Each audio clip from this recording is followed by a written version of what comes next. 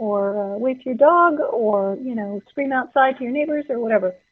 We're gonna get started right away. I'm gonna turn the microphone over to Serina, and just let me remind everybody once again that this meeting is being recorded.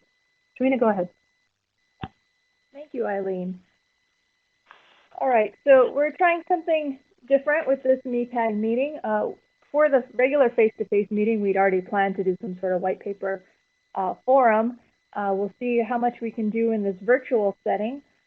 The plan here is to hear from many of our community members on white paper topics that they're working on. And so here I'm going to start off just explaining what we're trying to do with this session and what we're not trying to do with this session and how it's going to be structured. Next slide, please.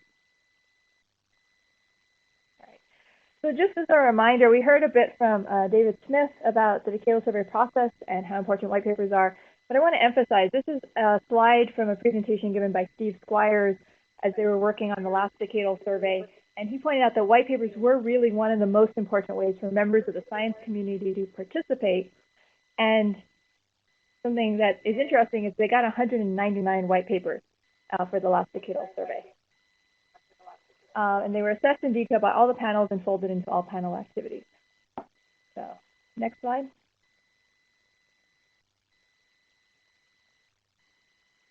So, we want to emphasize that when we're talking about decadal survey white papers, these can be very broad in topic. They can include high priority science questions. They can talk about useful resources or investigation approaches, such as laboratory studies or facilities. They can talk about technology concepts or needs, so existing instrumentation instrumentation under development, or a technology gap that, if addressed, would really enable science. They can talk about mission concepts. And then, as David Smith pointed out, they can also talk about state of the profession. Today, we don't have too much on the state of the profession, but I want to emphasize to people that that area is going to be an important one for the next decadal survey, and I hope a lot of Martians are being involved in those types of papers.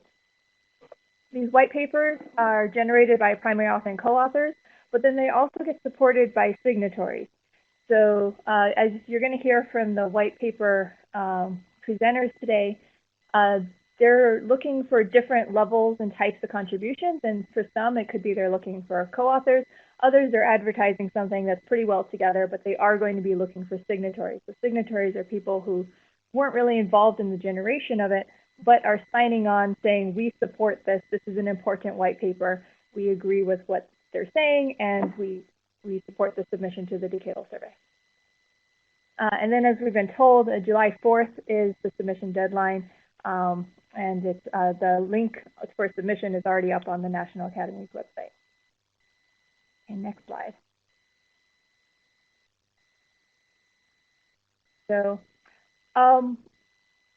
we've heard many times, and this is a serious advice that we've been given. All white papers are welcome, and anyone can author a white paper. It really is meant to be very inclusive. However, we've also received a lot of advice to collaborate so as to decrease the number of white papers that the decadal survey panel will need to read. So, for example, you recall that from the last planetary science decadal survey, they received 199. For their most recent astronomy and astrophysics decadal survey, so it's not quite an apples to apples comparison, but they received 867 white papers. So we are probably looking at a large increase because of the engagement of the community, because of all the great topics people have to talk about. We're talking probably about much more than 199 white papers for this Planetary Science Decadal Survey Committee to have to parse through, read, digest, and figure out how do they all fit into a larger picture. So that's kind of the point of this forum, is to help with both of those. Well, again, it's very inclusive. This is not meant to dissuade anyone from working on a white paper, but we're trying to provide a forum so that people can find collaboration and people can more strategically make use of their time, as well as focus these white papers so that they are most useful for the Decadal Survey Committee. Next slide. So the point of today's presentations was to provide a forum where people could advertise their white paper topics and find collaborators. The goal is to really facilitate community communication and thus the collaboration and strategization that can happen within that community.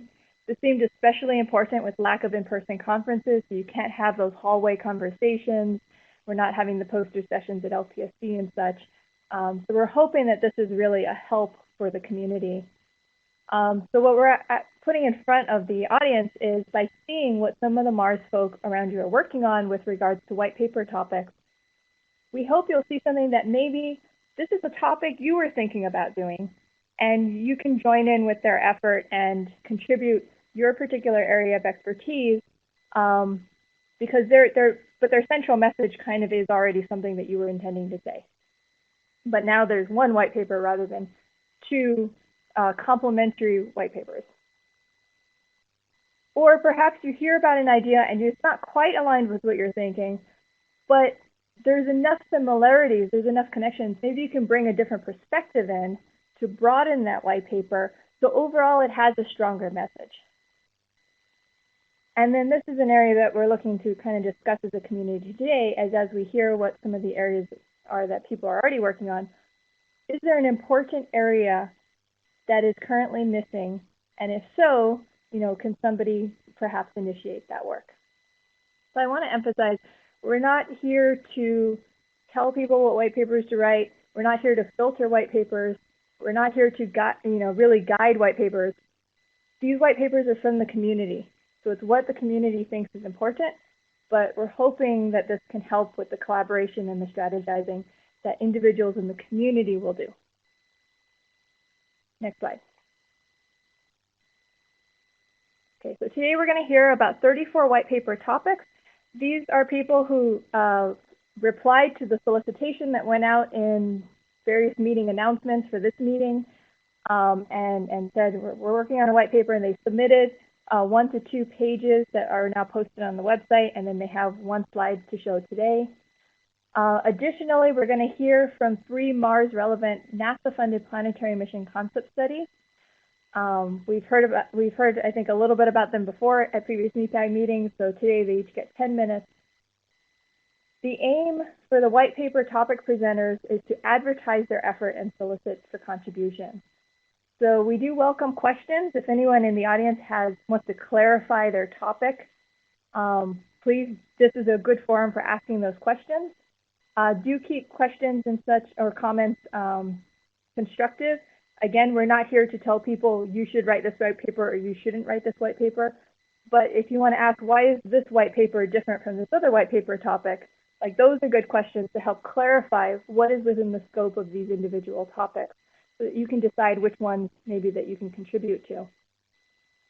Actual construction of any white papers will happen outside of this meeting. So in the question and answer, if you're starting to get into details of do you include this or not, or this, if you're starting to get into actually building the white paper, please take those offline, contact the point of contact that is listed in the file, as well as they're the people who are presenting today.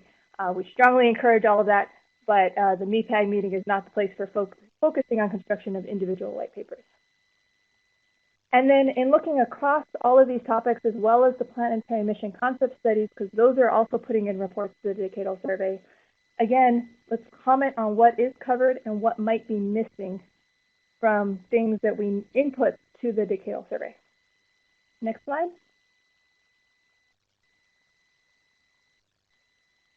Okay. So to provide some structure, we organized the talks into 3 sessions. These are very broad topic sessions: astrobiology and subsurface, Mars atmosphere surface processes, and climate records. I also kind of squished some things together to get nice blocks. And then human resources and new technologies and mission types. Each session may include topics both on science questions, useful research and methodologies, mission concepts, architectural perspectives.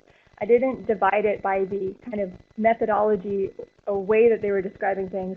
I kind of divided it by the high-level science that might be discussed. And some may have more of a focus on Mars, and some have more of a focus on comparative planetology. Next slide. Again, time permitting, questions can be asked immediately following a lightning talk or during the general discussion period that we have at the end of each of these 3 blocks. And if we get off session, off schedule, which, there's 2-minute talks apiece, we do aim to realign with the agenda at the start of each session. So if there's something in particular you're looking for, we're going to try to at least get back online for that. Okay, next slide. Okay, for the speakers, just a little information. I will call your name just when you should start, but if you can be ready to unmute the phone line and start speaking as soon as the person before you is done, that would be great. I'm not going to give you any timing advice other than interrupting you if you are at 2 minutes. So please keep track of your own 2 minutes. I recommend using the timers on your phone. Okay. So if there's no audience questions about this, we can get going. So Alfonso de Villa is